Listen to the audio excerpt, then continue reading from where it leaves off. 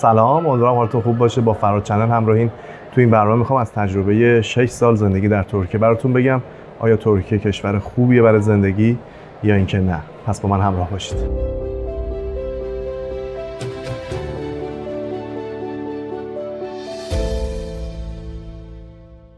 من حدود 6 ساله که در کشور ترکیه زندگی میکنم، توی شهر استانبول، و میخواستم بهتون بگم که با توجه به قوانین جدیدی که گذاشته شده توی این کشور یک مقدار شرایط سخت شده برای ایرانی ها. اون هم این هستش که شما باید حتما برای اقامت توریستی خودتون تمکن مالی نشون بدید. مثلا اگر یک خانواده 3 نفره هستین، حدود 90,000 لیر باید توی بانک در واقع دپوزیت بکنید تا پلیس یابانجی به شما اقامت 6 ماه تا 1 سال رو بده و ممکنه که در سال بعد هم این اقامت مبلغش بیشتر بشه. برای همین یک مقدار شرایط برای ایرانی ها سخت‌تر شده. دارن تشویق میکنن ایرانی ها رو که اینجا حتما توی ترکیه یا خونه‌ای بخرن یا ثبت شرکت انجام بدن، که توی یه ویدیویی که قبلا هم توضیح دادم در موردش از شرایط سخت ثبت شرکت براتون گفتم که اگر ثروتمند هستید و یا شرایط مالی خوبی دارید، گزینه مناسبیه ثبت شرکت، به شرط اینکه هدفمند هم باشه.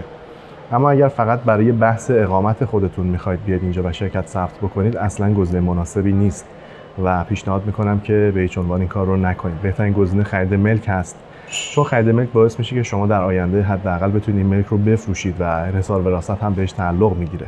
اما بعد ببینید هدفتون چیه از اومدن به ترکیه. میخواید اینجا زندگی بکنید یا اینکه میخواید مهاجرت بکنید به یک کشور دیگه؟ اگر میخواید مهاجرت بکنید به یک کشور دیگه، پیشنهاد من اینه که از همون ابتدا به فکر مهاجرت باشید و توی ترکیه توقف نداشته باشید، چون تمام پول شما توی این کشور هدر میره و مصرف میشه. به هر حال باید خونه بخرید، وسیله بخرید، مایحتاج روزانه خودتون رو تهیه بکنید و همین قضیه باعث میشه که پول شما به مرور تموم بشه و مجبور بشید به ایران برگردید. پس اگر هدفتون اینه که به کشور سومی برید، از همون ابتدا از این کشور رد بشید و برید و اینجا توقف نداشته باشید.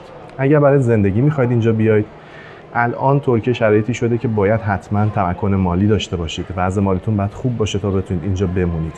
اگر شرط مالی خوبی نداشته باشید، تو این کشور هزینه‌ها تقریباً 4 تا 5 برابر بیشتر از ایرانه و شما ممکنه که اذیت بشید و مجبور بشید به ایران برگردید. پس بیگدار به آب نزنید، قشنگ با برنامه‌ریزی بیاید به این کشور و با هدف و برنامه که به مشکل هم نخورید. خب از تجربیات خودم اگه بخوام بهتون بگم، توی این 6 سالی که اینجا بودم، میتونم بگم که کار برای ایرانی‌ها که زبان بلد نیستن به هیچ عنوان پیدا نمیشه. اگر حتی زبان هم بلد باشین، کار کردن سخته و معمولاً کارهای خیلی معمولی به شما داده میشه، از کارهای ساختمانی گرفته تا کارهای حالا صافکاری، نقاشی، معمولا اینجور کارها بهتون داده میشه و یه مقدار سخت این کارها برای ایرانی ها و پیشنهاد میکنم که برای کار کردن به این کشور نیاید، چون کشور مناسبی واسه کار کردن نیست. معمولا کسایی مثل من که اینجا دارن زندگی میکنن و دارن کار میکنن، کارهاشون یا اینترنتیه یا کامپیوتریه یا حالا یوتیوبرن. معمولا ایرانی ها اینجا یا دارن دلالی ملک میکنن یا دارن دلالی صرافی میکنن یا کارهای اینچنینی، ارزهای دیجیتال، کریپتوکارنسی، یا اینکه تو مؤسسات زبان دارن به دانش آموزا زبان تدریس میکنن که اونم خیلی تعداد محدودی هستن و تعدادشون خیلی کمه که تو مؤسسات کار میکنن و بیمه میشن، یا اینکه جوشکارن یا کارهای ساختمانی انجام میدن، کارهای سخت معمولا، یا ارزهای دیجیتال کار میکنن مثل خود من که میتونن تو این کشور حالا بمونن. ارزهای دیجیتال هم در موردش از من پرسیده بودین توی اینستاگرام، در موردش توضیح بهتون میدم. یکی از روش‌های پول درآوردن تو این کشور این هستش که اگر کارت اقامت اینجا رو داشته باشین یا گواهینامه رانندگی ترکیه رو داشته باشین، میتونین توی اپلیکیشن هایی مثل BTC ترک یا بایننس ترکیه ثبت نام بکنید، وریفای کنید حساب بانکی خودتون که معمولا زراعت بانک یا ایش بانکه. توی اون اپلیکیشن خرید و فروش ارز دیجیتال رو هم انجام بدید.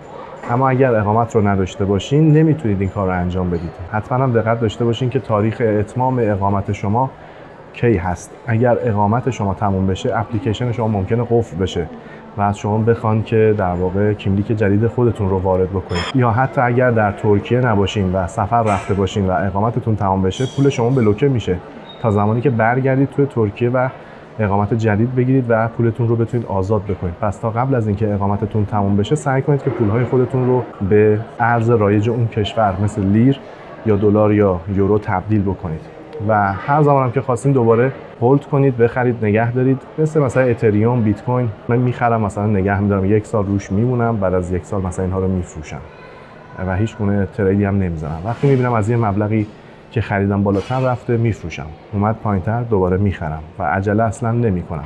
اونم با پول مازاد. اگر پول مازادی ندارید و ممکنه هر لحظه این پول رو مجبور بشید دست بهش بزنید، به هیچ عنوان وارد این کار نشید، چون به ضرر شما تموم میشه. تو این بازار طمع نکنید و اگر هم دارید میخواید کار بکنید همیشه خلاف جهت رودخونه حرکت کنید. من معمولا موقعی که همه میفروشن میخرم، موقعی که همه میخرن من در واقع میفروشم.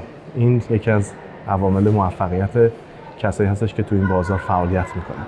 اینجا اگر از کار افتادگی بگیرید، دولت هیچ گونه حمایتی از شما نمیکنه. حتی اگر اینجا پناهنده بشید هیچ گونه حق و حقوقی در واقع دریافت نمیکنید تا اینکه همه هزینه‌هاتون رو خودتون بدید تو اون چند سالی که تو ترکیه هستین تا تکلیفتون معلوم بشه که به کشور سوم ارسال بشید یا نه. تا اون زمان بعد همه هزینه‌هاتون رو خودتون بپردازید. اینجا حمایتی از شما نمیشه. میخواید مهاجرت بکنید، به نظر من کشورهای اروپایی گزینه مناسب‌تری هستن. اونجا حداقل از شما حمایت میکنن و اگر یه موقع کار افتادگی بگیرید، مشکلی پیش بیاد براتون، دولت حداقل هزینه‌های شما رو میده که به فقر در واقع نیفتید. ترکیه دنبال اینه که سرمایه‌گذار جذب بکنه. به خاطر مشکلات مالی که داره و به خاطر مسائل اقتصادی که داره دنبال جذب سرمایه است. همه کسانی که به اینجا میان دنبال این هستش که یه ملکی بهشون بفروشه، یه خونه‌ای به قول ما ایرانی‌ها بهشون بندازه، سرمایه‌ای جذب بکنه، شرکت مجبور بشن ثبت بکنن و 5 تا ترک رو مجبور بشن استخدام بکنن تا اقتصادش رو بتونه رونق بده.